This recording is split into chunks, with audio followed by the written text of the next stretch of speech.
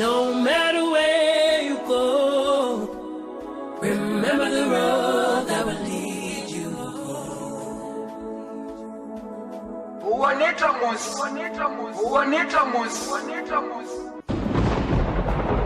Abonnés, merci d'être des nôtres encore ce jour pour cette nouvelle édition de publication vidéo du juriste cabinet numérique.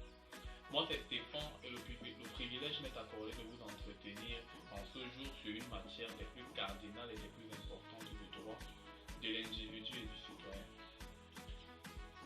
Cette matière n'est nulle autre que l'état civil. En effet, la matière de la condition de l'individu regroupe l'essentiel des actes qui témoignent de sa situation et de son statut à diverses époques de sa vie.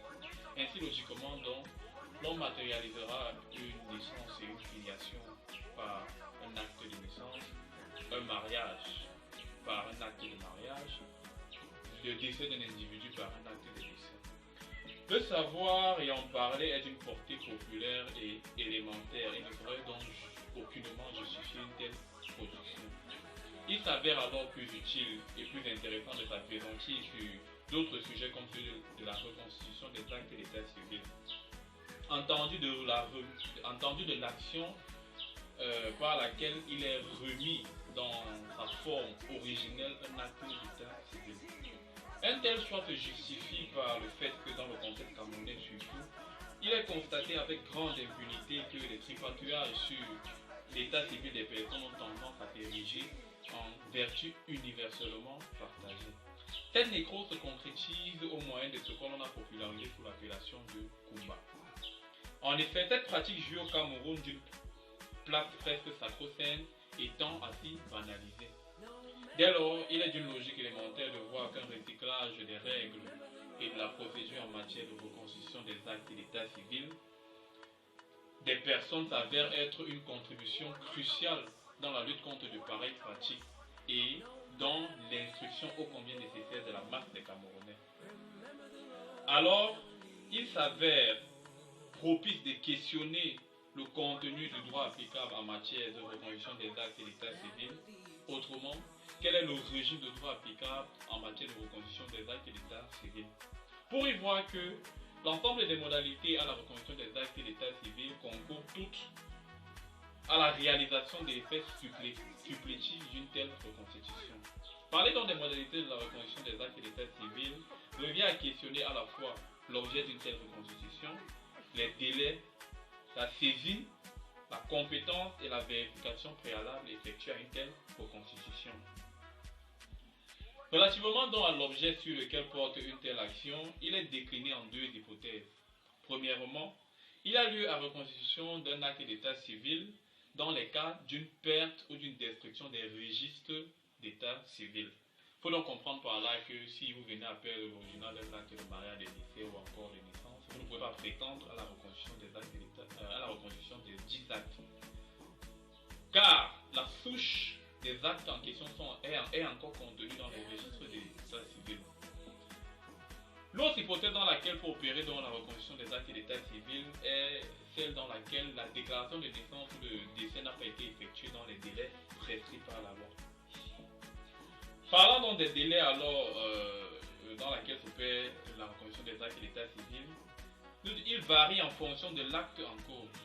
Ainsi, à titre de rappel, toute déclaration de naissance doit s'effectuer dans les 60 à 90 jours de l'accouchement auprès de l'officier d'état civil du lieu de naissance. Selon que l'enfant sera né dans un établissement hospitalier ou non. Passé ce délai, la possibilité est encore accordée aux parents de saisir le procureur de la République dans un délai de 6 mois pour qu'il ordonne à l'officier d'état civil d'enregistrer l'acte de naissance en question. Au-delà donc de ces deux délais, la seule voie qui reste est la voie de la reconstitution de l'acte de naissance. Par ailleurs, en ce qui concerne la déclaration de décès, elle doit être effectuée dans les 90 jours du décès par un parent ou par toute personne ayant une connaissance certaine du décès en question. Passé dans ce délai de 90 jours, seule reste la voie de la reconstitution. Quant aux questions de la compétence et de la saisie, nous dirons que le tribunal compétent sur le plan matériel et territorial est concurremment le tribunal de grande instance, le tribunal de premier degré selon l'ordre de juridiction choisi. Les personnes auxquelles est ouverte l'action sont celles ayant un intérêt direct au premier chef, celles qui prétendent que les registres contenant la preuve de l'acte dont elles veulent se prévaloir ont été détruits ou qu'il n'a jamais été établi un tel acte. La demande à rectification doit être impérativement contenir des mentions précises et doit s'accompagner de certaines pièces. Au titre donc de telles mentions et de telles pièces, nous citerons les noms et prénoms du requérant, les noms, prénoms, filiation, date et lieu de naissance de la personne concernée, les motifs détaillés justifiant une telle reconstitution, les noms, prénoms, âge et résidence des témoins, le centre d'état civil où l'acte a été ou aurait dû être dressé et éventuellement le certificat de genre de mort en cas de reconstitution d'acte de décès. Enfin, en ce qui concerne la vérification préalable effectuée, il faut dire d'abord que chaque acte d'état civil ayant sa spécificité, les pièces à fournir dépendront de la nature de l'acte d'état civil en cours.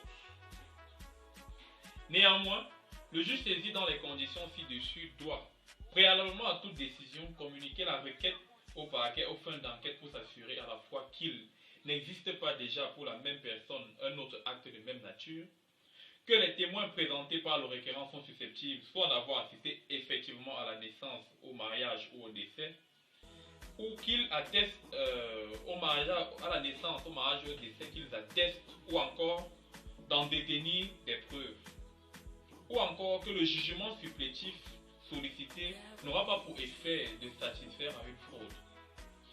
Il faut noter cependant que l'enquête ici prévue n'est pas obligatoire pour les mineurs de moins de 15 ans. Par ailleurs, toutes ces modalités se conjuguent toutes dans la réalisation de l'effet supplétif de l'acte dont les registres ont été détruits ou qui n'a pas pu être dressé dans les délais prescrits par la loi. Cet effet se matérialise au travers d'un jugement supplétif. Le jugement supplétif est de principe une décision du tribunal qui demande une transcription lorsque celle-ci est inexistante, voire dans quelques cas lorsque les registres contenant une telle transcription ont été détruits ou ont été perdus. Par ailleurs, les jugements supplétifs d'actes de décès des combattants morts au front peuvent être établis à la demande de l'autorité militaire ou des parents. En cas de guerre ou de calamité naturelle ou par dérogation aux dispositions de l'article 23 de l'ordonnance 81, il peut être procédé à la reconnaissance des actes de décès par voie administrative. Il en est de même des naissances, des mariages survenus dans des territoires occupés. Pour opérer la reconstitution dans pareil contexte, le préfet requiert l'officier d'état civil de dresser les actes des personnes dont le décès ne fait aucun doute. La mention de la réquisition administrative doit être transcrite en marge de chaque acte par l'officier d'état civil. Lorsqu'un acte de décès ou de naissance a été reconstitué par voie administrative, il ne peut être annulé que par jugement à la demande de toute personne intéressée.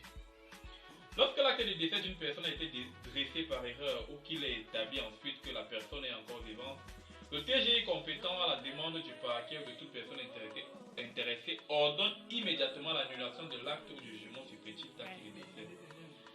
Chers abonnés, nous arrivons ainsi à la fin de notre vidéogramme sur la reconstitution des actes d'état civil. Et au demeurant, relativement à la question du régime de droit de la reconstitution des actes d'état civil, nous dirons que la reconstitution des actes d'état civil entendus de la remise en leur forme due exige un certain formalisme en termes de conditions d'objet, de délai et de compétences pour que l'opération puisse produire pleinement les effets qui lui sont connus. Chers abonnés, de votre attention, nous vous remercions encore et espérons vous avoir encore plus nombreux pour nos prochaines publications. Partagez donc au maximum et restez connectés à nos pages Facebook et YouTube dont les liens ci annexés pour davantage d'informations sur les différentes notions juridiques qui meublent notre quotidien. Au revoir et à très bientôt.